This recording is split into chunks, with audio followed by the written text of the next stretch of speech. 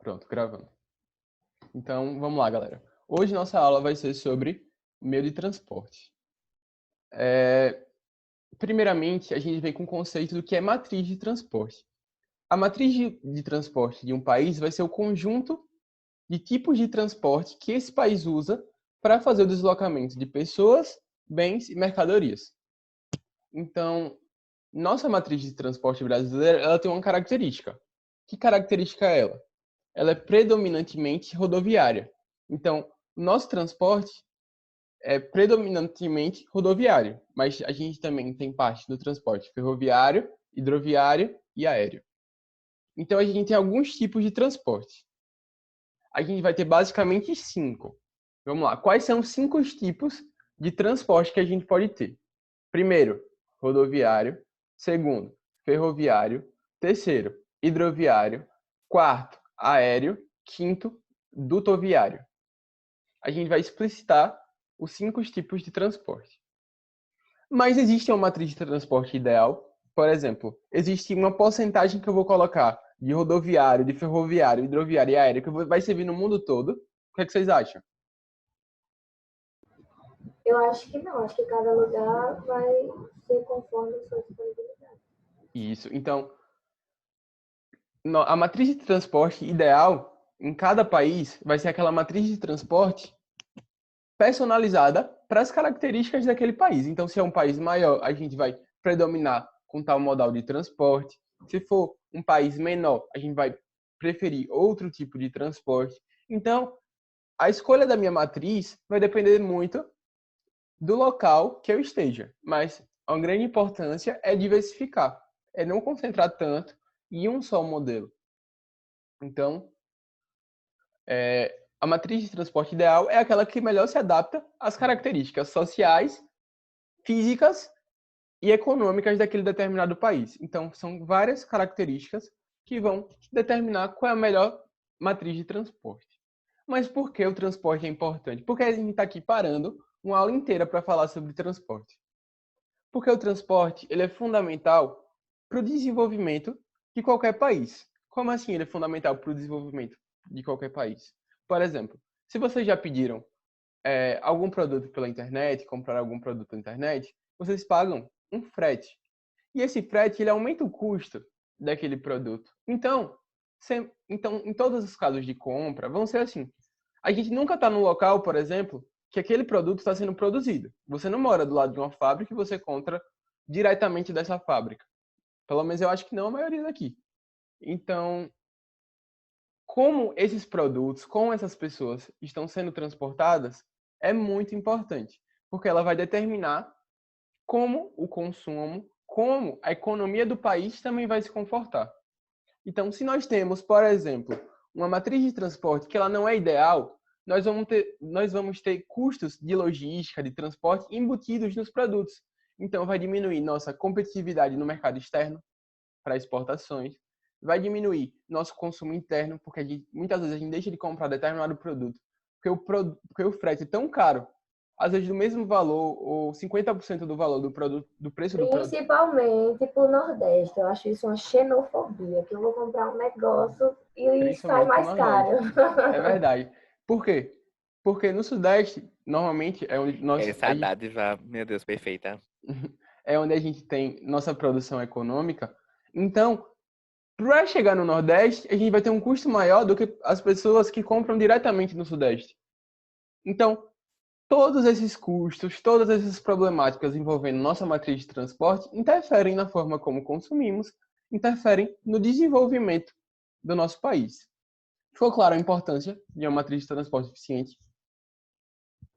Sim. Mas, então vamos lá. Nesses gráficos, nós vamos ver a distribuição dos modelos de transporte pelo mundo. Então, seria em 2011, 2019 e 2031. Só que aqui, esse gráfico está meio desatualizado. Então, aqui são projeções. Se vocês pegarem essas projeções, vocês vão ver que o modelo rodoviário ele vai diminuindo sua projeção pelo mundo. Já o ferroviário e o aquaviário, eles vão aumentando. Por quê? Porque justamente a gente tem um predomínio de um modelo rodoviário que nem sempre é aquele modelo que vai ser mais vantajoso a depender das circunstâncias. Então, a tendência de que se aconteça no Brasil e em outros países é justamente a gente adequar melhor nosso modelo de transporte. Aqui vai ser um comparativo internacional, esses gráficos são muito interessantes, porque, por exemplo, você vai ver que no Brasil a gente só tem 64% do nossa matriz de transporte em um modal só, que é um modal rodoviário. A gente vai ter 22% em ferrovias e 14% em hidrovias. Lembrando que esse gráfico ele é um pouco desatualizado, porque ele é um gráfico de 2010. Já mudou muita coisa de 10 anos para cá, mas não o suficiente para que esse quadro se altere significativamente. Se a gente vê países com extensão territorial semelhantes a nossas, eles têm justamente modelos diferentes do que a gente adota. Por exemplo, os Estados Unidos, que tem 9,6 milhões de quilômetros quadrados, e a gente tem 8,5, é uma extensão territorial próxima, mas eles têm 43% do transporte deles feitos por ferrovias. Então, a gente consegue pegar essas diferenças entre o que a gente faz no Brasil e o que as pessoas fazem no mundo, em geral. Vocês veem, a Rússia ela está predominando muito transporte ferroviário. Por quê? Porque a Rússia é gigante. A Rússia é o maior país do mundo. A Rússia tem um território muito extenso. Então, para longas distâncias, eles acham que o modelo ferroviário ele se adequa mais. Então, é justamente fazer essa leitura que a gente precisa para poder fazer com que toda a nossa logística de transporte ela possa ser melhorada. Vamos para o primeiro tipo de transporte, que eu acho que é o transporte. Eu acho não, eu tenho certeza que é o transporte mais comum no Brasil. E a gente tem um histórico muito interessante porque a gente predomina tanto nesse modelo que é o transporte rodoviário. Eu vou pegar uma frase que foi falada por um presidente, Washington Luiz, em 1920. Ele falava assim, abre aspas, governar é povoar, mas não se povoa sem se abrir estradas, e de todas as espécies. Governar é, então, fazer estradas. Então, ele termina a frase falando que governar é, então, fazer estradas.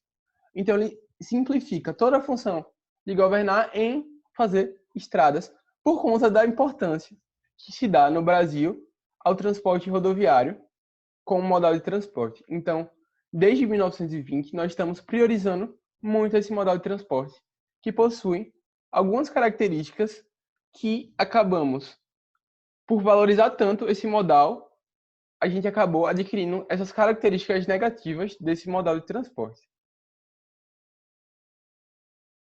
E como se deu a história do transporte rodoviário? Eu já falei de Washington Luiz, em 1920. Depois de Washington Luiz, a gente teve um presidente que foi Juscelino Kubitschek. Todos conhecem Juscelino, por quê? Pela construção de Brasília. Mas para construir Brasília, ele teve que fazer uma total estrutura para poder interligar Brasília com as outras partes do mundo. Então ele construiu diversas rodovias interligando justamente Brasília às outras regiões e fazendo a interiorização do Brasil por meio desse modelo de transporte. Então, em 1950, na época de Getúlio, na época da Constituição de Brasília, ele trouxe multinacionais de veículos, ele construiu estradas, justamente focalizando nesse modelo de transporte. Isso é tão forte que até hoje nós temos uma herança muito rodoviarista. Isso incide tanto no nosso transporte de carga como de pessoas. Se você pega as cidades brasileiras, a gente prioriza muito a ideia do carro, do transporte individual. Por isso a gente vê também trânsito, todos esses problemas relacionados à movimentação, à mobilidade urbana. Da mesma coisa com o transporte de carga. A gente prioriza muito o modelo rodoviário, historicamente. Então, nós temos diversos problemas relacionados a essa priorização desse modelo. Se a gente for colocar no mais atual, para a gente ver essa priorização, justamente em 10 anos atrás, o BNDES, que é o Banco Nacional do Desenvolvimento, ele começou a fazer empréstimos para que os caminhoneiros pudessem renovar as suas frotas, renovar as frotas de caminhão por todo o Brasil. Essa concessão de empréstimos através de um banco estatal, que é o BNDES, levou a que muitas pessoas começassem a fazer justamente comprar caminhões e fazer esses modelos. Então, essa facilitação do governo fez com que as pessoas começassem a utilizar mais ainda este meio de transporte. Qual foi a consequência disso? Muitas pessoas começaram a fazer esse tipo de transporte. Porém, a gente passou por uma grave crise econômica nos últimos anos. Então, essa crise econômica, a gente diminuiu a necessidade da realização desses transportes, já que a gente estava produzindo menos, a gente precisava menos contratar caminhões para fazer o transporte. Só que a gente construiu menos e as pessoas começaram a fazer o quê? A usar mais, ou a entrar nesse mercado. Então, as pessoas compraram mais caminhões, só que nossa necessidade de caminhões diminuiu. Qual foi o problema disso? A gente teve um choque entre a oferta e demanda do uso justamente dos caminhões para fazer um frete. E qual foi a consequência disso? Alguém lembra da greve dos caminhoneiros? Sim. Pronto. Sim. Só passava caminhões com materiais hospitalares, se eu não me engano. Isso, a gente teve uma greve dos caminhoneiros. Os caminhoneiros fizeram greve, bloquearam as estradas por todo o Brasil. E uma das razões por essa greve foi justamente os preços dos fretes que estavam muito baratos, por conta justamente dessa oferta e dessa demanda. A oferta diminuiu, ou a demanda diminuiu, a oferta aumentou, a gente teve um choque entre oferta e procura. Consequentemente, os caminhoneiros começaram a ganhar menos com as corridas e começaram a ficar insatisfeitos. Aí a gente teve um agravante, que foi o aumento do preço do diesel. Quando aumentou o preço do diesel, a galera já estava ganhando um pouco. Aumentou o preço do diesel, falou, não dá para ficar assim, vamos parar. Então, os caminhoneiros fizeram as greves justamente por conta desse menor ganho que eles começaram a adquirir, dessas piores condições adquiridas justamente nesse transporte de frete, por conta do choque de oferta e procura, resultante dessa política de governo de fomentar esse tipo de transporte. Então, por conta de política do governo, justamente da nossa tendência de ser rodoviarista, a gente aumentou o número de caminhões, deu um choque de oferta e procura, os caminhoneiros começaram a ganhar menos, consequência disso, greve. Para sair da greve, o que o governo teve que fazer? O governo ele teve que criar uma tabela de frete.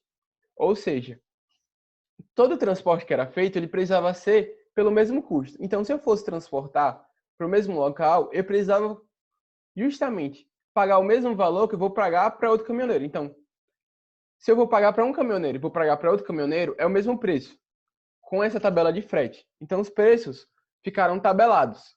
Eles fizeram o controle de preço, tentando fazer com que isso se restabelecesse. Mas qual foi o problema? As empresas começaram a contratar caminhões para fazerem o próprio transporte, porque o frete estava muito caro.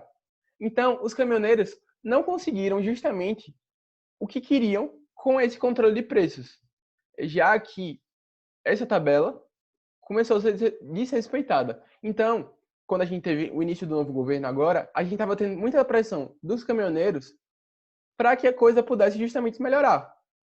Mas isso é uma consequência da nossa valorização justamente desse modal de transporte, que é o transporte rodoviário. Ficou meio claro e ficou meio confuso. Eu quis colocar um fato moderno do Brasil que acontece para exibir nossa prioridade por esse tipo de modelo, mas eu não sei se acabou ficando um pouco confuso. O que vocês acharam? Eu achei que você explicou bem, só que eu queria saber se esse modelo ele é considerado arcaico em relação aos outros, e se sim, é por conta do tempo que leva para chegar de uma cidade a outra ou algo do tipo. Pronto. Então a gente já explicou o histórico, a gente agora vai falar das desvantagens e das desvantagens do nosso modelo rodoviário. Primeiro, o modelo rodoviário não é um modelo ultrapassado, não é um modelo inviável. É um modelo que tem vantagens e tem desvantagens igual a todos os tipos de transporte. É um modelo de transporte ruim? Não é um modelo de transporte ruim. Qual é a questão? A gente tem uma grande porcentagem do nosso transporte sendo feito por esse tipo de modelo, o que não é tão benéfico, visto as características do Brasil. Então, quais são as características positivas e quais são as características negativas desse tipo de transporte? Primeiro, é o modelo mais importante economicamente, já que é o que a gente mais usa. A gente tem uma grande extensão de vias. E quais são as vantagens, primeiramente, desse modelo? A primeira coisa é flexibilidade. Como assim flexibilidade? Se eu pego um caminhão, eu posso pegar um produto que foi feito em Goiás e levar exatamente para o que eu quero. Por exemplo, eu quero levar de Goiás, aí eu vou levar de Goiás para Minas Gerais, de Minas Gerais para São Paulo. Eu posso fazer esse transporte. Eu posso flexibilizar o meu percurso. Agora, se eu for pegar um trem ele pode ir para diferentes locais? Não. Ele está dentro daquela malha ferroviária fixa e ele não pode simplesmente mudar o local que ele quer levar ou nada relacionado a isso. Então, ele é um modelo pouco flexível, o ferroviário, em comparação com o rodoviário, que ele é bastante flexível. Então, uma boa característica do modelo rodoviário é a flexibilidade. Segunda, ele tem um baixo custo operacional a curtas distâncias. Então, a longas distâncias, o modelo ele começa a ficar ruim, mas a curtas distâncias, ele é o melhor modelo, porque ele é o mais flexível, ele é o mais barato. Então, por exemplo, se imaginem vocês, eu pego e moro em Itabaiana. Eu sou produtor de cebola e eu quero levar essa cebola para Aracaju. Eu vou construir uma ferrovia para colocar minhas cebolas, enviar minha cebola de Aracaju, de Itabaiana para Aracaju. Não, porque vai ser muito caro para mim. É melhor colocar num caminhãozinho e levar de Itabaiana para Aracaju. Então, a curtas distâncias é uma coisa mais viável o uso dos caminhões, o uso do modelo rodoviário. Porém, a longas distâncias, se eu sou produtor de cebola de Itabaiana e eu preciso levar para o Rio Grande do Sul, se tivesse uma ferrovia com diferentes tipos e eu pudesse exportar enviar através dessa ferrovia, talvez seria mais vantajoso do que eu enviar através do meu caminhãozinho até o Rio Grande do Sul. Então, a curtas distâncias, o modelo rodoviário, ele é o que tem o menor custo. Outra coisa, ele tem uma simplicidade de funcionamento. Então, um caminhão é uma coisa simples. Você faz uma manutenção nele, você leva, mas não é nada de outro mundo. Então, ele tem uma facilidade, ele tem uma simplicidade em relação aos outros modelos. Outra coisa, ele tem uma característica muito importante, que é a característica dele de complementar os outros modelos. Como assim? Por exemplo, eu vou fazer meu transporte através do rio. Eu vou pegar e vou enfiar através do Rio São Francisco até Minas Gerais, por exemplo, uma carga. Só que eu não quero que essa carga vá para onde o rio termina. Eu quero que ela vá para Belo Horizonte. Mas Belo Horizonte em Rio São Francisco? Não tem Rio São Francisco em Belo Horizonte. Então eu posso pegar um caminhão, levar o que estava sendo transportado pelo rio até Belo Horizonte. Então, uma importância muito grande do modelo rodoviário é que ele complementa os outros meios de transporte. Outra coisa, há um baixo custo de implantação de vias. Por exemplo, se eu quiser abrir estrada, ela não tem um grande custo em relação a, por exemplo, eu abrir uma ferrovia. Então, a gente tem um baixo custo de implementação das vias. Então, a gente falou de algumas vantagens. Bora lá, para deixar bem claro isso daqui. Então, ele é um modelo flexível. Ele é um modelo de baixo custo para pequenas distâncias. Ele é um modelo simples, pouco burocrático.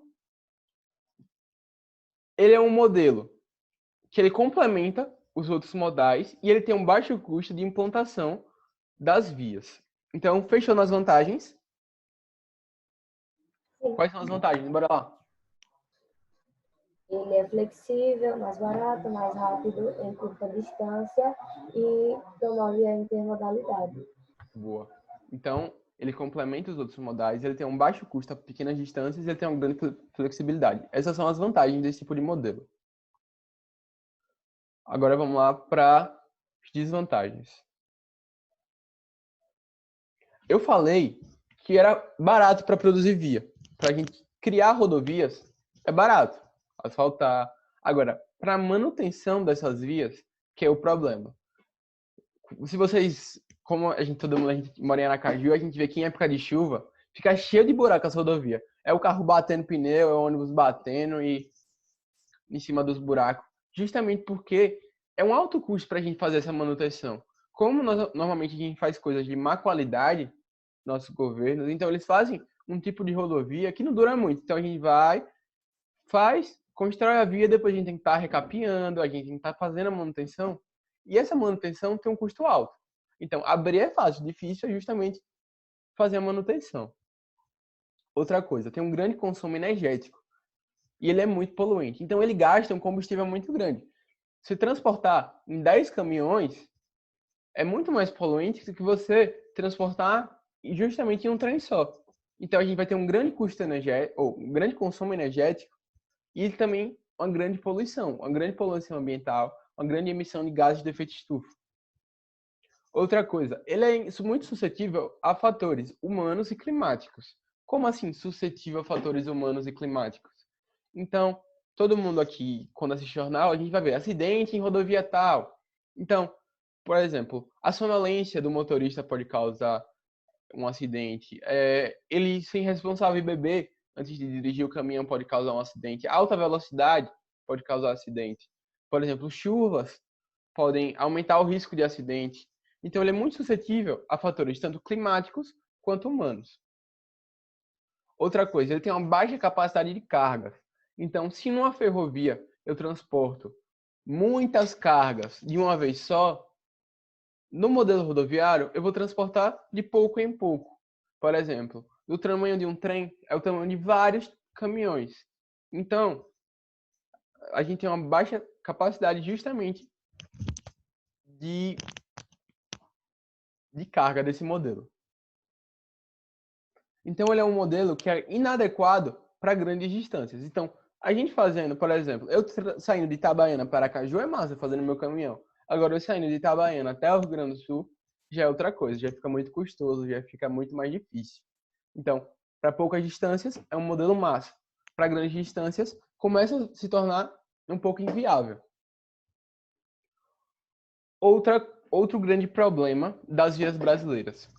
Nossas vias brasileiras sempre foram construídas de forma, muitas vezes, de forma mal feita. A gente também sempre teve uma pouca manutenção dessas vias. Então, isso aumenta o quê? Aumenta o número de acidentes, aumenta os custos de produção, aumenta os riscos do transporte. Então, a má qualidade de nossas rodovias é um fator que impacta negativamente nesse nosso modelo rodoviarista.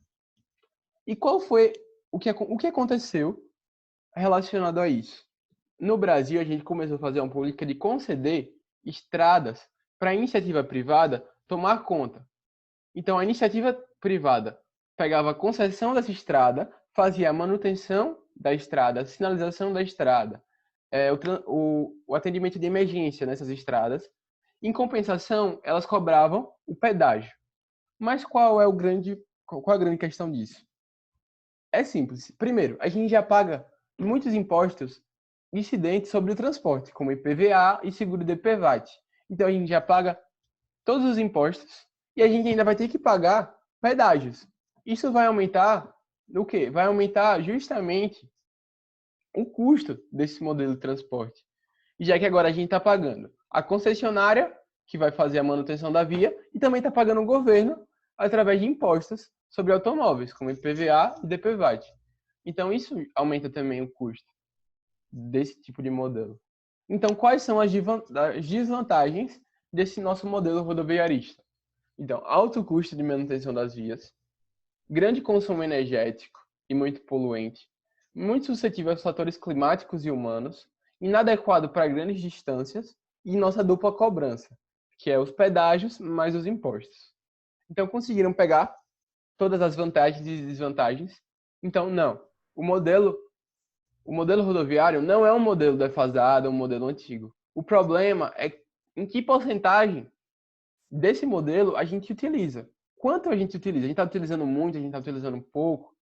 Então, a gente tem que utilizar esse modelo de forma adequada. Se a gente não utilizar esse modelo de forma adequada, vai ser sim um modelo não muito viável para as características do Brasil. Esse portfólio aqui só mostra quais são os principais tipos de roubo de carga. Então, eletroeletrônicos é o principal tipo, depois produtos metalúrgicos, autopeças, têxteis, são produtos farmacêuticos, são tipos de produtos que são muito roubados durante as rodovias. A gente tem também esse problema, que é a de segurança nas rodovias. Aqui é os roubos de carga, 53% dos roubos de carga do Brasil inteiro ocorrem nas rodovias de São Paulo. É um grave problema, esse problema de roubo. Então, é justamente os gargalos que nós temos com esse modelo, que é deteriorização das rodovias, aumento dos acidentes, percas energéticas, tráfego de passagem em áreas urbanas, todas essas questões que colocam as desvantagens desse tipo de modelo. Então, todo modelo vai ter desvantagens e vantagens. A gente já listou todas as vantagens desse modelo e todas as desvantagens. Transporte ferroviário. Então, qual é a história do transporte ferroviário no Brasil? Primeiro, foi o primeiro tipo de transporte que a gente utilizou. Quem foi que foi lá e fez o primeiro? Foi um cara chamado Barão de Mauá. Era um cara muito rico, visionário. Ele fez o primeiro banco no território brasileiro. Ele era um cara, só ele tinha grande parte do PIB do Brasil, um cara muito, muito rico.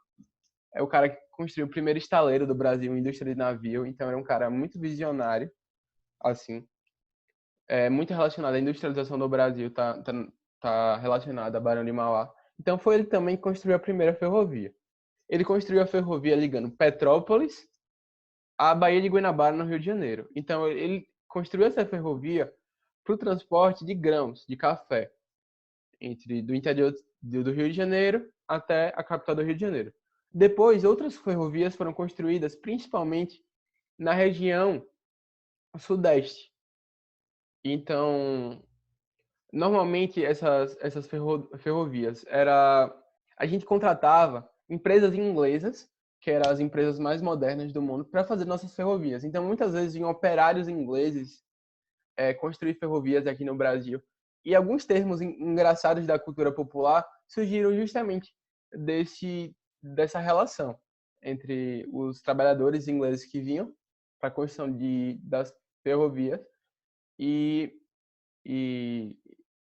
as pessoas brasileiras. Então, um exemplo que eles contam na literatura é o termo do forró. Então, o que seria o forró nordestino? Quando esses trabalhadores ingleses vinham para o Brasil, eles iam dar uma festa, eles colocavam na porta assim, for all. Então, esse for all, eles falam na cultura brasileira que foi justamente uma adaptação desse termo em inglês de para todos. Então, é muito interessante todas as relações culturais entre a construção das ferrovias e a cultura brasileira. Tem alguns outros termos também que eles estão relacionados a justamente essa vinda desses ingleses. Alguns não são verdade, mas outros são. Só que é bem interessante essa historinha. Mas quando é que o transporte ferroviário ele começou a deixar de ser utilizado? Então, no início, o transporte ferroviário ele foi estatizado. Então, todas as ferrovias eram de uma empresa brasileira estatal que ela fazia justamente essa construção de ferrovias. Com o passar do tempo, os governos foram deixando de investir nessa empresa e nossas linhas ferroviárias acabaram ficando muito envelhecidas, ficaram linhas ferroviárias ineficientes e envelhecidas em relação aos outros lugares do mundo, justamente por conta dessa diminuição dos investimentos nesse tipo de modelo, já que a gente começou a priorizar um modelo rodoviarista. Depois essas ferrovias começaram a ser privatizadas, então algumas rodovias no Brasil, ou ferrovias, desculpa, no Brasil, o transporte é feito por empresas privadas, mas a gente não conseguiu avançar tanto ainda para fazer com que nossas ferrovias sejam compatentes com as ferrovias dos outros locais do mundo, onde são muito mais modernas, rápidas, eficientes do que o Brasil. E quais são as vantagens do modelo ferroviário e quais são as desvantagens? A primeira, ela tem uma grande capacidade de carga. Então, se eu pegar vários caminhões, não vai me dar a carga que eu consigo transportar somente em um trem. Então, a gente consegue mais ou menos 120 toneladas por cada vagão de trem. E nos trens a gente tem vários vagões. Então, a gente consegue transportar justamente uma grande quantidade de transporte de uma vez só. Então, ele é ideal para médias e longas distâncias. Então, se a gente está falando de transportar uma coisa que a gente produz aqui no Nordeste até o Sul, Sudeste, a gente está falando que seria mais vantajoso, sim, se a gente tivesse uma ferrovia interligando essas duas regiões. Então, porque é um modelo ideal para longas distâncias. E se a gente pegar o Brasil, em geral, o Brasil é um país grande, é um país extenso, é o quinto país mais extenso do mundo. Então, seria muito interessante se a gente tivesse justamente mais ferrovias para fazer esse tipo de transporte. Então, para longas distâncias, é um transporte de baixo custo. Ele tem um baixo custo também de manutenção das vias e um pouco consumo energético. Então, a maioria dos vagões, eles são híbridos, eles funcionam tanto com energia, tanto com diesel. Então, a gente tem um consumo energético menor. Ele também tem um baixo custo para manutenção das ferrovias, é muito menor do que justamente do que das rodovias, que quebram toda hora, a gente tem que toda hora estar fazendo a manutenção. Ele é pouco suscetível a rigores climáticos também. Por exemplo, no trem a gente tem padrões de segurança que vão independer do motorista daquele trem. Aquele trem pode parar, sem mesmo que o motorista seja o responsável por fazer aquela parada ou não. Então a gente tem um maior controle sobre isso. Então a gente está menos suscetível a acidentes, a problemas relacionados a clima. Então ele é melhor nesse sentido. E quais são as desvantagens desse modelo? Nem todo modelo só tem vantagem. Então, a gente tem um alto custo para a gente conseguir fazer essa ferrovia. Então, para fazer a própria ferrovia, para construir o trem, a gente tem um custo muito alto em relação ao modelo rodoviário, por exemplo. Ele também tem frequência de saídas menores. Como assim? Caminhão vai e volta toda hora. O trem não, ele vai de uma vez só, ele pega, deixa acumular carga, vai. Acumula carga lá, volta. Ele é mais lento do que o modelo rodoviário. Ele transporta mais produtos, mas ele é mais lento. E também ele é pouco flexível. Se eu vou pegar um trem, ele vai somente pelaquela linha. Ele não vai entrar num estado para deixar um pouco, entrar em outro estado. Então ele é muito pouco flexível. Então é uma desvantagem muito grande do trem. Então, qual é a questão? O trem é o modelo perfeito? A gente precisa, todo mundo precisa começar agora a criar ferrovias e a gente vai interligar o Brasil todo de ferrovias. Não, não necessariamente é assim. Ele vai ter vantagens e desvantagens. Como o modelo rodoviário precisa vantagens e desvantagens. A questão do Brasil é que a gente prioriza muito o primeiro modelo em detrimento desse segundo. E a gente precisa, sim, no Brasil, aumentar esse tipo de modelo de transporte. Já que as características dele se adequam melhor ao nosso grande território. Aqui são os trem-balas. Eu tenho muita vontade de ir no trem-bala, descer muito massa. Viajar assim num trem a 300 km. China, Espanha e Japão. Alemanha aqui, por exemplo, são trens muito modernos. E a gente está criando outros adventos para fazer com que esses trens sejam mais rápidos ainda. Já tem testes fazendo com que, colocando esses trens em cápsulas e retirando todo o ar dessas cápsulas, só colocando o ar dentro do vagão, para fazer com que esse trem seja mais rápido ainda, podendo chegar tipo, a 600 km por hora. Então, está evoluindo muito essa questão do trem. E é muito interessante essa questão dos trens-balas.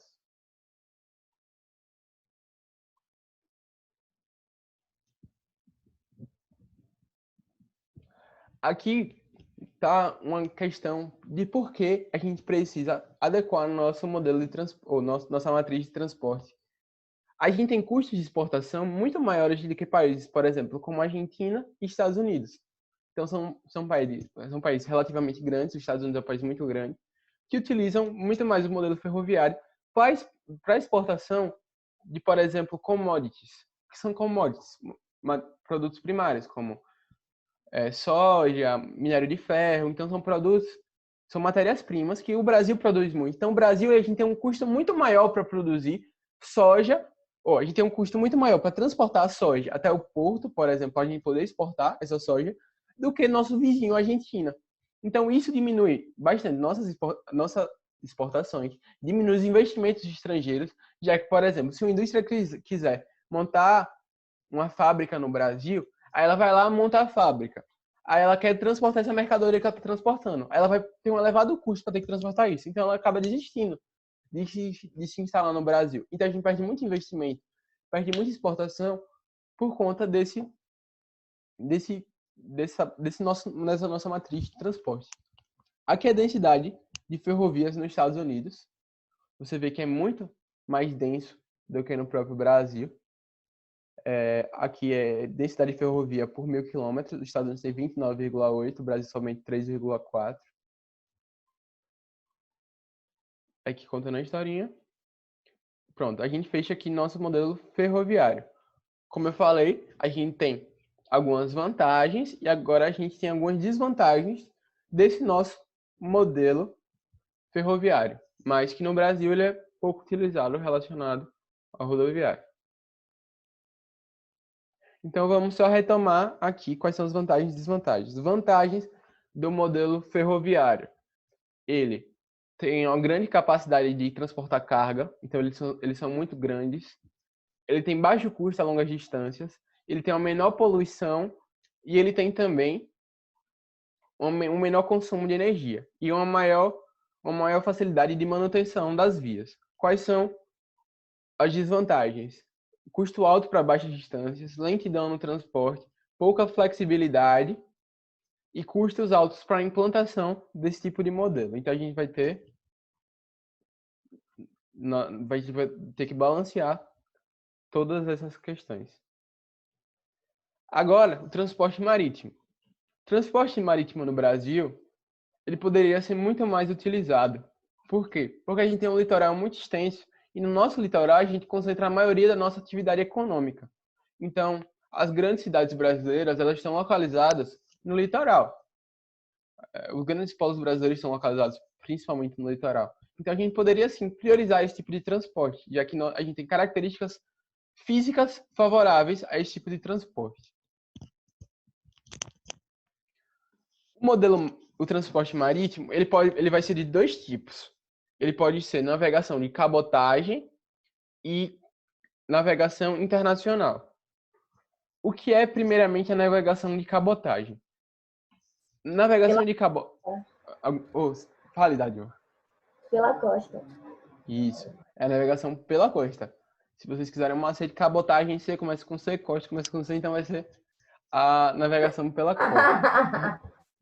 Tá muito feio esse macete, mas vocês vão lembrar disso. Então, vamos lá. Então, é aquele tipo de navegação entre os portos. Então, e me respondam uma pergunta, só pelo que vocês acham. A gente tem muita navegação de cabotagem no Brasil ou pouca navegação de cabotagem? Vocês acham o quê?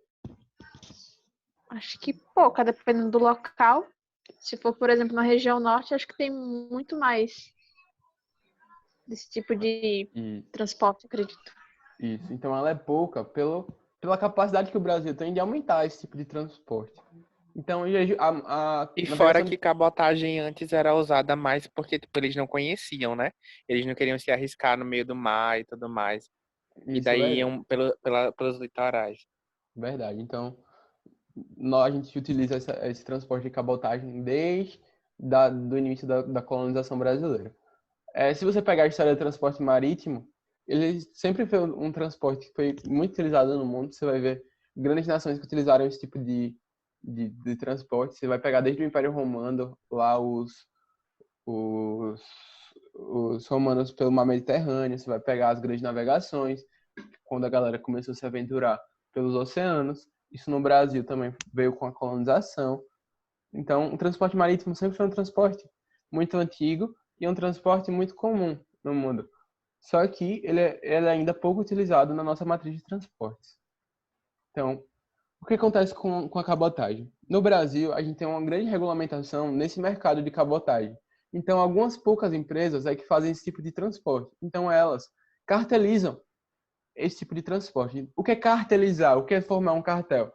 são empresas que combinam os preços. Então, a gente não vai ter uma concorrência de preços entre essas empresas. Então, os custos da nossa navegação de cabotagem é muito grande por conta dessas regulamentações nesse setor e essa formação de cartéis das empresas que fazem esse tipo de transporte. Então, por isso que a gente também não utiliza muito esse tipo de transporte. O transporte marítimo, como vocês sabem, o internacional, é aquele onde vai chegar os produtos vindo de todas as regiões do mundo. Vai ser como a gente vai utilizar para exportar nossos produtos, nossas commodities, nossas matérias-primas, e vai ser também como a gente utiliza para importar a maioria das coisas. Então, a maioria das coisas que chegam no Brasil é através de transporte marítimo. Aqui, alguém já comprou no eBay, AliExpress, algum site chinês, assim? Sim. Pronto.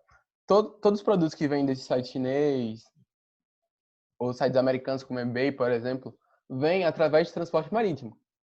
Então, eles enviam todas essas mercadorias justamente através desse tipo de transporte. Quais são as vantagens desse tipo de transporte? Primeiro, grande capacidade de cargas. Um navio ele vai ter muita carga, vai ser maior até do que um trem. Então, dentro do navio, a gente consegue colocar muitos, por exemplo, tem aqui embaixo. Não, peraí.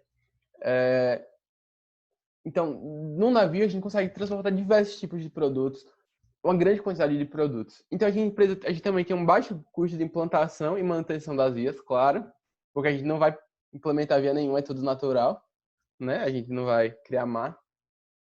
Mais ou menos, né? Porque, por exemplo, a gente pode criar algumas vias marítimas, como os Estados Unidos criou o Canal do Panamá, né? Ele criou aquela passagem entre um lado e outro do continente americano, mas não é normalmente o que acontece. A gente usa somente o mar aberto. Então a gente tem um baixo custo relacionado a isso. E ela é ideal para as grandes cargas e as grandes distâncias. Ela também tem um baixo consumo energético. Por exemplo, a gente transporta 1.000 quilômetros somente com 4 litros de gasolina em relação à ferrovia, que a gente seria 6 litros, e a rodovia, que seriam 15 litros. Então, a gente tem um baixo consumo de energético. Então, ela é pouco poluente, ela tem um baixo custo de implementação e tem uma grande capacidade de cargas. São essas 4 vantagens do modelo de transporte marítimo. Eu só vou colocar, galera, aqui meu carregador do meu notebook. Então, o carregador... o notebook vai descarregar, eu vou passar vergonha aqui. Rapidão. Desculpa aí.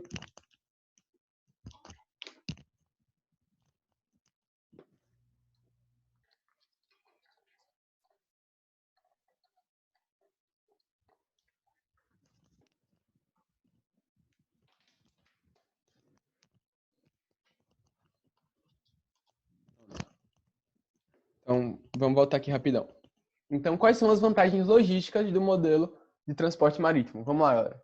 Quais são as 4? Ferroviário, rodoviário, o marítimo. Não. Quais são as vantagens as vantagens. Isso, do transporte marítimo. Ele vai conseguir a longa distância, é pouco poluente, vai conseguir levar também uma grande carga. Isso. E é de baixo custo.